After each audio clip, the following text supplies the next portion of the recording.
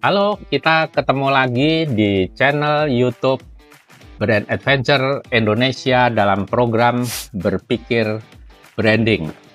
Kita melanjutkan untuk tema yang berikutnya. Kali ini adalah tema yang sangat penting dalam kemasan, di mana kita akan bicara tentang informasi.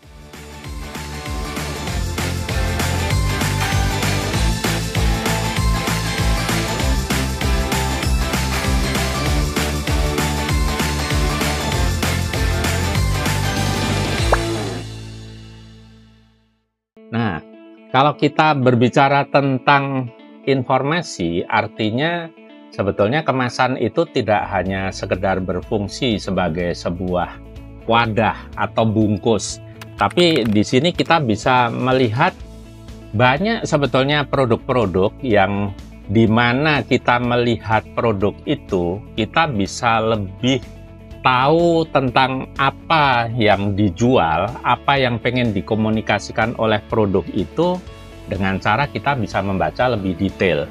Ya, contoh saja ketika kita melihat produk yang kembali yang sangat populer, yaitu terkait dengan produk mie instan. Ya, di sini walaupun kita melihat dalam komposisinya itu sangat rumit, sebetulnya ini adalah salah satu aturan yang harus diterapkan dari BPOM, ya, itu terkait dengan aturan-aturan terkait dengan informasi sebuah produk, di mana di sini informasi yang bisa digali dari sebuah brand itu mulai dari nama, mulai dari gramasi, mulai dari alamat produsennya, dan termasuk yang di sini kadang-kadang masyarakat kita itu tidak terlalu aware itu terkait dengan persoalan komposisi dan nutrition fact. Makanya di belakang produk tersebut itu beberapa brand yang besar, ya, yang mungkin sudah mampu mengidentifikasi komposisi dan nutrition fact dari produk-produk tersebut itu dilakukan dengan sangat detail, gitu ya, karena memang itu adalah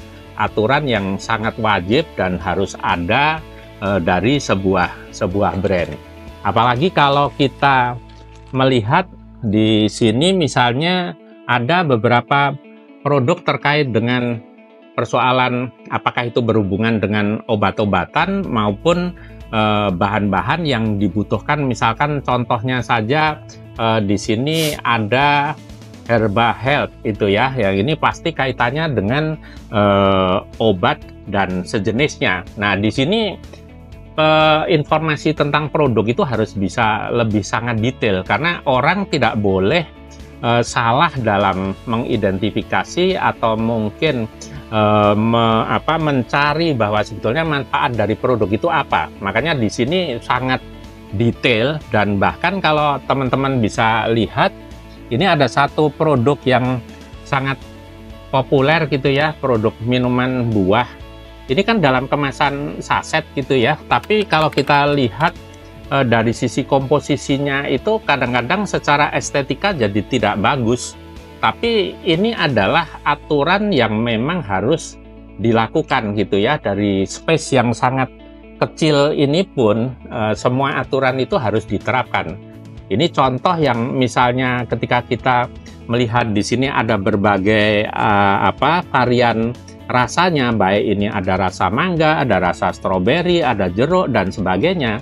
Salah satu yang tidak boleh salah adalah bagaimana ketika orang memilih itu cukup mendapat informasi, apalagi kalau terkait dengan hal-hal yang berhubungan dengan persoalan kesehatan. Ini contoh misalkan yang berhubungan apa sih dengan persoalan diet gitu ya. Jadi hal-hal yang dibutuhkan secara komposisi dan nutrisinya itu pasti betul-betul harus dijelaskan dengan sangat detail.